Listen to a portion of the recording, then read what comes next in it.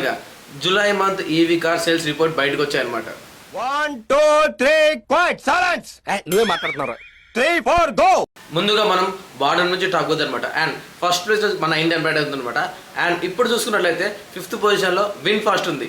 ఇది యావరేజ్గా 14-18 కార్స్ అయితే సెల్ చేసింది. ఇందులో మనకి VF6 VF7 అనే మోడల్స్ ఉంటాయి అనమాట. 4th పొజిషన్లో మారుతుంది అనమాట. ఇది యావరేజ్గా 1459 కార్స్ అయితే సెల్ చేసింది. ఇందులో మనకి ఓన్లీ సింగిల్ పీస్ ఉంటుంది అనమాట. అదే మారుతి బ్రీజా ఈ విటర్ అనమాట. 3rd పొజిషన్లో MG ఉందన్నమాట. ఇది యావరేజ్గా 5-19 కార్స్ సెల్ చేసింది. ఇందులో మనకి 3 మోడల్స్ ఉందన్నమాట. MG విండ్సర్ అనమాట, and comment, and MG ZS ఉందన్నమాట. అండ్ 2nd పొజిషన్లో మహేంద్ర ఉందన్నమాట. ఇది యావరేజ్గా 7203 కార్స్ సెల్ చేసింది. ఇందులో మనకి 3 మోడల్స్ అనమాట.